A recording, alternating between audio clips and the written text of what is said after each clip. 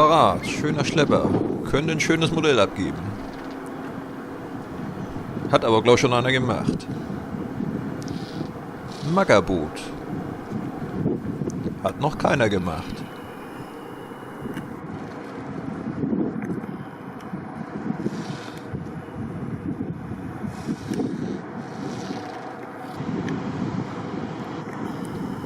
Maggerboote sind die Festmacherboote in Brunsbüttel und werden von der Firma Schramm betrieben.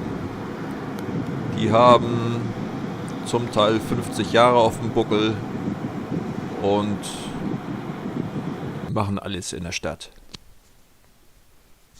Unter der Haube ein luftgekühlter Deutz.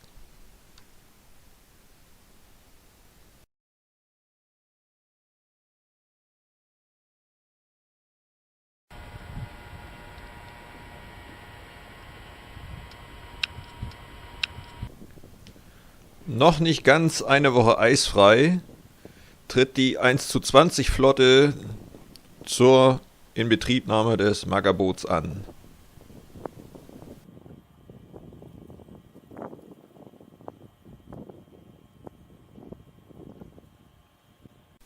Ich stehe auf der Klappschute bereit, ich stehe auf dem Südaug bereit und jetzt stehe ich auch auf dem Maggerboot bereit. Ablegen zur ersten Dienstfahrt im Hafen von Mühsal.